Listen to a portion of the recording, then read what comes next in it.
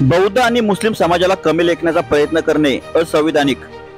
Salt security agency कंपनीवर कायदेशीर कारवाई करावी, काँग्रेस सरचिटणीस सागर जाधव यांची मागणी।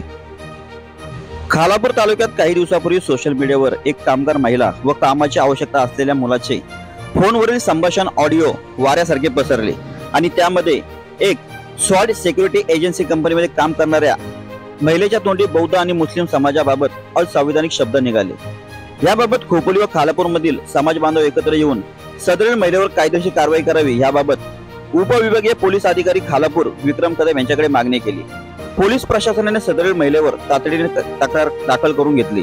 त्यामुळे संतप्त झालेला समाज शांत होऊन दोन्ही समाजाने पोलीस प्रशासनाचे मनापासून आभार मानले।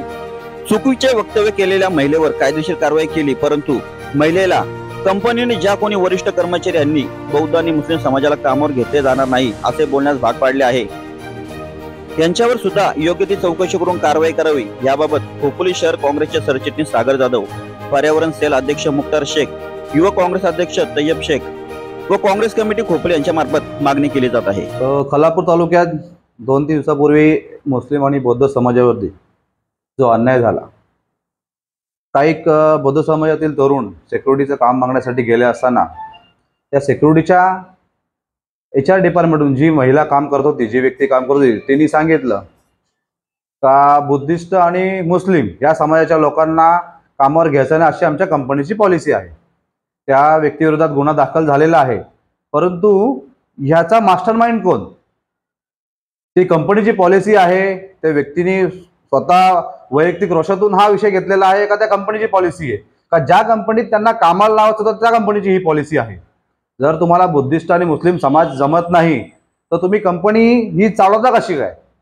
हा सर्व धर्म समभाव आहे, हा आपल्या भारत देश हा सर्व जातींचा देश आहे, मग तुम्ही दोन समाजावरती अन्याय कसा करता? आणि जो हा अन्याय झालेला आहे या समाजावरती आणि ज्या कंपनीने हा केलेला आहे त्याचा मास्टरमाइंड कोण हे शोधणं प्रशासनाचं काम आहे।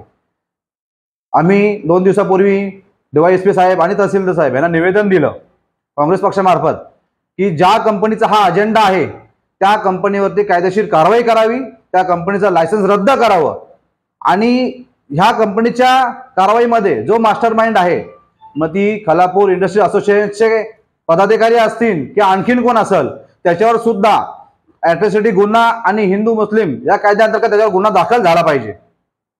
कारण का ती व्यक्ती बोलताना काय म्हणून गेली का आमच्या कंपनीची पॉलिसी आहे। मग कोणत्या कंपनीची पॉलिसी आहे?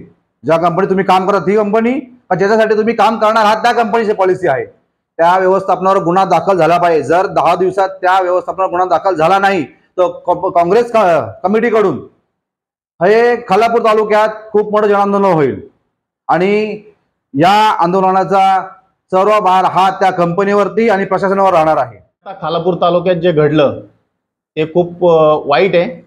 मुस्लिम समाज आणि बुद्धिस्ट समाजाबद्दल जे लोकांनी जी पॉलिसी कंपनीने काढलेली आहे का मुस्लिम समाजाला आणि बुद्धिस्ट समाजाला कामावर घ्यायचं नाही, तर हे आम्ही काल DSP साहेबांना एक अर्ज दिलेला आहे, तहसीलदारांना दिलेला आहे का त्यांच्या त्या मुलीवरती अट्रॉसिटी दाखल झालेली आहे असे पोलिसांनी आम्हाला सांगितलं।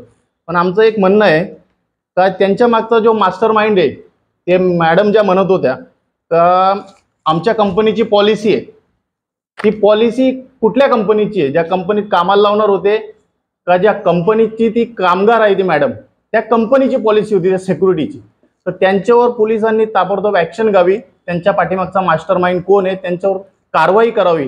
जर या 10 दिवसात झालं नाही तर आम्ही काँग्रेस पक्षातर्फे जन आंदोलन पोलीस स्टेशन समोर आम्ही करणार आणि मुस्लिम समाजाकडून पण आम्ही तिथं आंदोलन करणार।